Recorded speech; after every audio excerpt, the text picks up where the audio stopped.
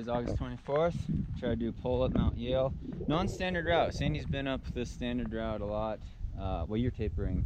But yeah, I don't know how rocky it's going to be. It's called the avalanche route. So we start off on the Colorado Trail, cut up the eastern slope. Usually Denny Creek Trailhead is the preferred way. I've never been up there. You've only summited it. That's why. It's shorter. It's steep, but it's shorter and it's a pretty nice route. So we'll see how this is. Try to get it done efficiently today. I got 5,000 feet of vertical ahead of me because we're starting pretty low. And I think it's going to be pretty rocky, but let's get started.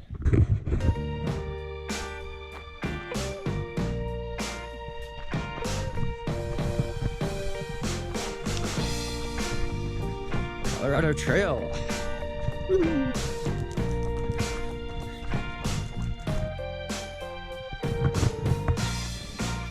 Now the steepness starts. So yeah, starting below 10,000 feet or below 3,000 meters, and then climbing up over 14,000 feet. So it's a big pull. I think the trail's a little over 5.5 miles. So it's like 8.5 kilometers up. And a lot of rocky stuff, so could be power hiking up this ridge. Looks pretty gnar. Legs are still tired a bit after the Pikes Peak Marathon, since it's only been 5 days. I ran a challenging race, I shall say. So yeah, it's more about having fun this week, trying to recover. I rode my bike. Well, I took a day off, the day after Pikes. I was kind of banged up. The cut on my knee, pinky finger, I don't think it's broken. It still hurts quite a bit, but I could bend it a bit, so that's good. And yeah, just taking it easy this week. I'll get back to more fast runnable stuff, and I'll talk about training focus going on from this, because I obviously screwed up going into Pikes, and I have no one else to blame but myself. It's a great thing about coaching yourself. You blame yourself, and that's why I like doing it. I got advice from Sandy more about going into Boston and when I was doing road stuff. Then I've just kind of been winging it, because you know, she'll tell me bad idea to do Zagama 2 weeks after Copenhagen and to mix any service any distance in such a short time frame. And yeah, I make the same stupid mistakes over and over the years, but hey, I am having fun. I do want to do better though in these big races. For me to not podium at Pikes, not be in contention for the win, is really tough for me. And that's not something I take lightly. I'm a very competitive person. I want to win, or at least have a chance to win every mountain ultra trail race I'm in. And if I'm not winning, I want to be top 3 on the podium. So that's kind of the mindset. And sometimes it's tough. It's a competitive sport. People get injured. They don't race for a long time. I've been lucky, knock on wood somewhere, it's wood, to not get overuse injuries and to just race a ton, right? You look at my ultra sign up, I've done like, I don't know how many ultras, 30? Not ultras, trail races. That's just on ultra sign up. I've done other stuff too, a lot of road marathons. So yeah, I'm a serial racer. I love it, but if you want to focus on trying to win big events, you got to periodize your schedule. And so, you know, some people ask me, why don't you hire a coach, right? There's a lot of good coaches out there, and we'll do a coaching video, you know, outside perspective, third party perspective, takes away from the self-bias, which is really key, because you get sucked into this. You're like, I'm gonna do this race, this race, this race. I'm gonna train like this. Don't keep track of your training log. Forget what you did in the past. Screw yourself up. Part of it's a competition thing, right? Like, we run a coaching business. It looks bad from a business standpoint if you're endorsing competitors, right? It's good advertising for them. But that's not the main thing. The main thing is I like to be able to blame myself. And I've been really ornery with coaches over the years, getting in fights and arguments. Pretty much all my coaches. Not a very, I'm a tough athlete to coach. So this started in middle school and high school even, but every single coach I've had, it's been that way. And I've learned a lot from my coaches. I learned a lot from my teammates over the years. And doing mutt running, mountain ultra trail running, you're doing a lot of different stuff. So it's really hard because the variety is so huge. So the training varies so much. You can screw yourself up more exponentially, I feel like. But yeah, that's why I don't hire a coach. I'd rather get third-party perspective from Sandy. But you know, it's a challenge. I'm not gonna lie.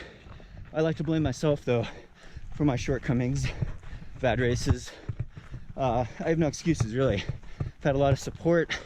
It's been a dream come true to be able to train and have the time and the gear, the sponsorship support, your support, watching these videos.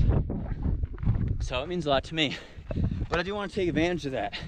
I want to really do well in the big competitive mountain ultra trail races. And I think I have the capacity to do it. But like I said, it's a fickle sport. People on fire 5 years ago get injured.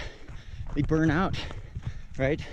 Attrition rate is high, especially in long ultras. It's really tough on your body. So it's a process. You gotta have fun with it. I like it for health reasons too.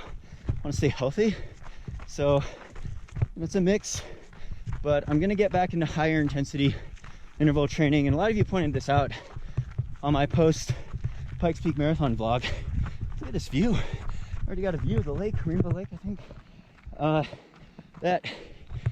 Yeah, I run a lot of my easy days too slow and easy at 7-minute mile pace, which for most people I'll say that you gotta take your easy days really easy.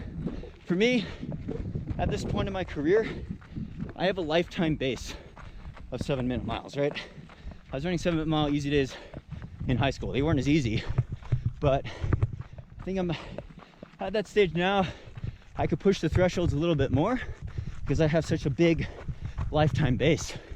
And I think before Pikes, I didn't do enough intensity. Part of it was recovering from speed goat, but intensity has helped me a lot. And I felt like I was just out of shape going into Pikes, right? I couldn't run the pace that I wanted to, or the paces that I've run in the past. And getting back in the marathon training, that's always been the case too. Didn't quite have the speed, didn't quite have the threshold power. So to really focus on the intensity. However, for most of you, most beginners who haven't run 150 miles a week over the years like I have at times, usually more down around 100 miles a week, you might not have that base. So if you do higher mileage at easy intensity and you don't get hurt, you could probably progress a lot, especially in longer distance events. So that's easy aerobic base building, right? But for me, I gotta take bigger risks in my training to get the bigger rewards, to get that peak fitness, that extra 2-3% that I need to try to hit my potential, whatever that may be in the sport. So this idea, more intensity. I'm gonna get back to more flat, fast running. Still doing mountain marathon, Jungfrau marathon coming up next pretty soon. Done it before. It's an amazing event, amazing, beautiful race, but it's runnable and fast. If you're looking for a sub 3 hour type of race, it's kind of a mix between a road marathon, mountain trail marathon. I think it gains a vertical mile, so 1,500 feet, 1,500 meters of vertical gain during this runnable marathon uphill, net uphill race. So that's the idea. Get back on the track after this. Let's have a fun adventure today at Mount Yale though.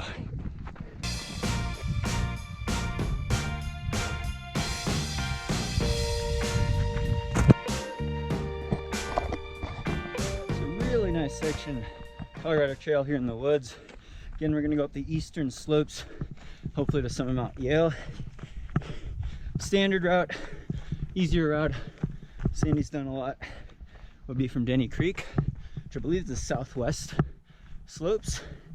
But yeah, it's a nice day so far. No clouds in the sky, low chance of thunderstorms. We got a late start, past 10 a.m. But beautiful weekday out here, side of Buena Vista, Buena Vista. I know it's spelled Buena, good Vista, but heard the locals pronounce it Buena Vista, Colorado, I think. And yeah, having a great day, enjoying it. Let's get up there.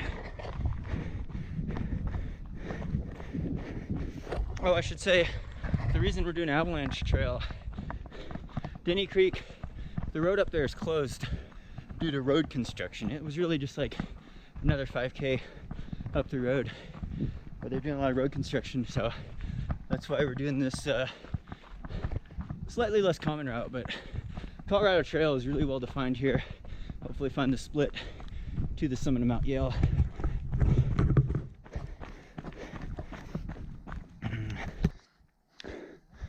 Sweet arrow. It's a subtle split. I saw this cairn though.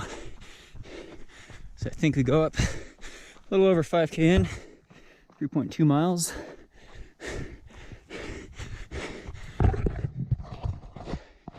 That climb was tough. I don't know if it's because my legs are tired from hikes. Even if I was fresh. Still high altitude push-ups and pretty steep grade. Mostly runnable though. Really enjoyable to be on the Colorado Trail because it is so well defined and it's not as crazy technical and steep in most places. One final push for the summit.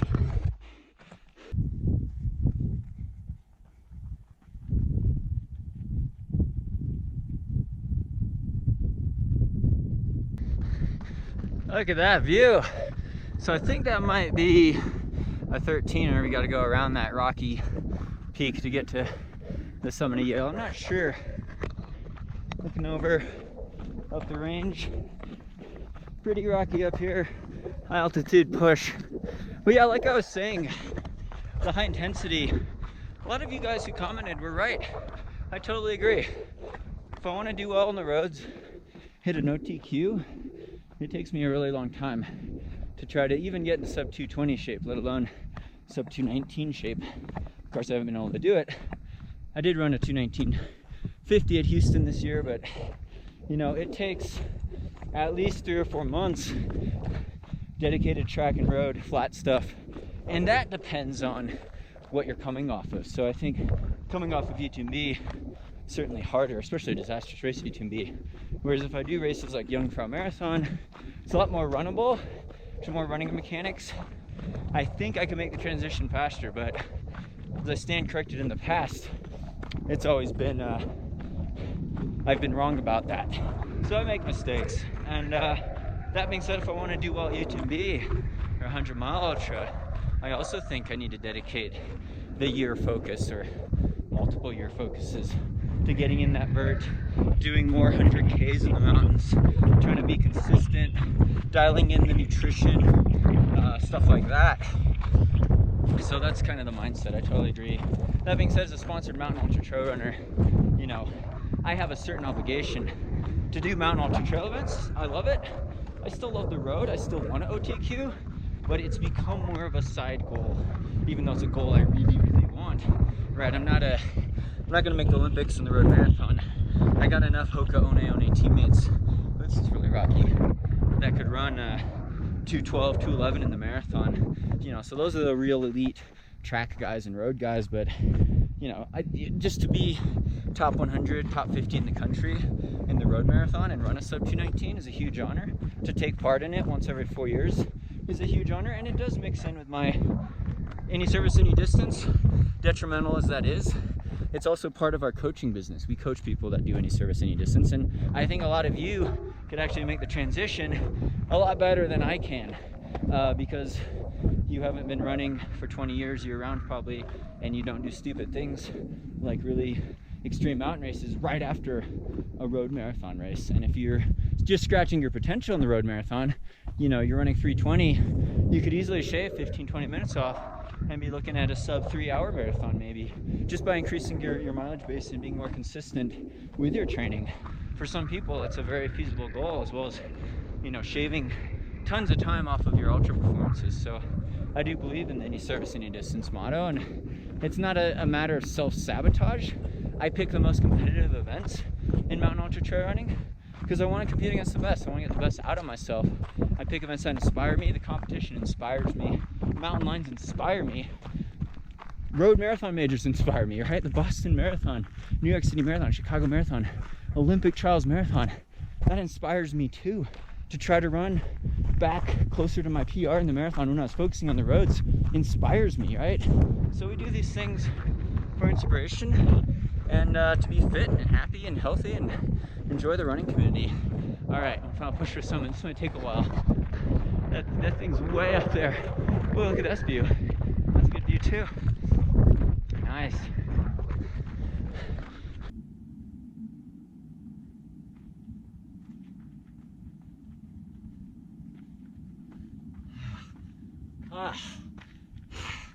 The trail's getting crazy. Where are you taking me? It's crazy. Ooh. Kind of gnar.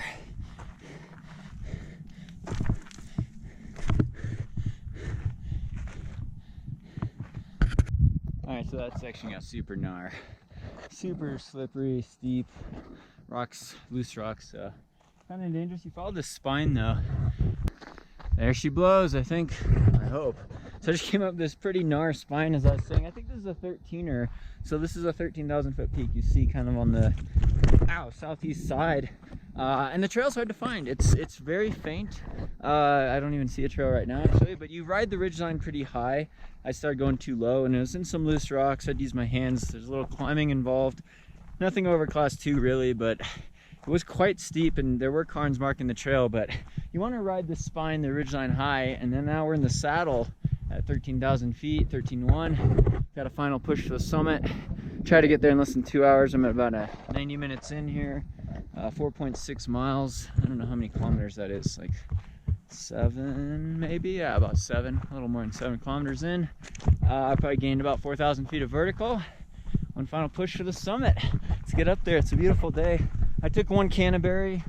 I've been drinking Spring Energy Electroride. Enter code SAGE for a discount. myspringenergy.com. There's a nutrition plug.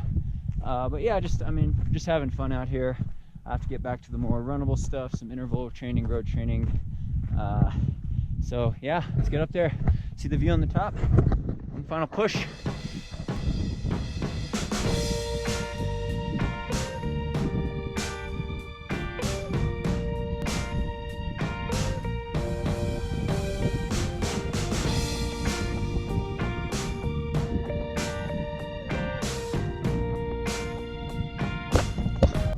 This